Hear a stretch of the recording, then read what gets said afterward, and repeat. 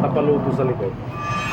Kapag tilapia ang ulam ng tiga-Nueva Stainless yun sa Ecija na kanya si eh. Cynthia, hindi raw niya mapigilang magkamay. Yun yung lagi kong binibili sa mga gulay-gulay.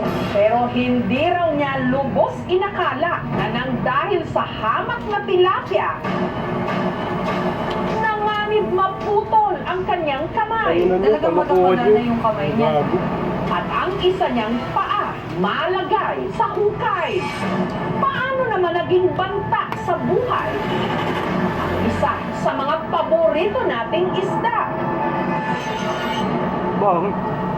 Pasintabi lang po sa Tinik mga daw. naghahapunan. Dalawa? Ano ang inyong ulam? Dalawa Sa sila? mga mahilig po sa tilapia, doble ingat ha sa paglilinis nito bago iluto.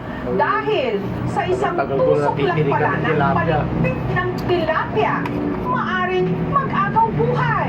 Lalambat pa ako.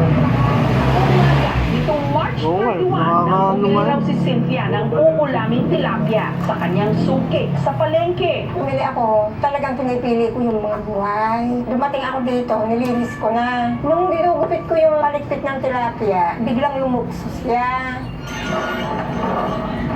Natusok yung palad ko. Malalig. Hindi ko na lang pinansin. Naglaba na ako. Mahapdi Dinala namin doon sa may klinika. Nasaksakan namin ng antitetano. Nung nagising ako ng maga, nahihilo na ako. Nagdidilim na yung paningin ko. Pinala nila ako sa ospital. Ang maliit na sugat ni Cynthia sa kanyang palad, tuluyan na raw na impeksyon. Talagang magang-magana yung kamay niya. Dito pa lang naman siya, hanggang dito lang sa may wrist niya. Yung pa lang ang maga. Nagkaroon siya ng lapnos-lapnos sa kamay niya. Ganun, parang yung tubig. Kaya ang na-impeksyon kamay ni Cynthia, kailangan na raw operahan. Kinabahan ako. Paano kaya ako mapuputol ko? Wala na akong kamay. Mahirap pa ako magtrabaho. Sabi ko. Sinabilan mo. Anong mangyayari sa lumalalang kamay ni Cynthia na natusok lang ng tilapia? Hindi ko nga iulam Ano rin bang meron sa paligpit ng tilapia? Aray, na pwedeng umanto sa ganitong bangungot. Panoorin sa aming pagbabalik. At mamaya, ang 18 anyos na dalaga sa Leyte na sobrang haba ng kanyang mga brakong pinti.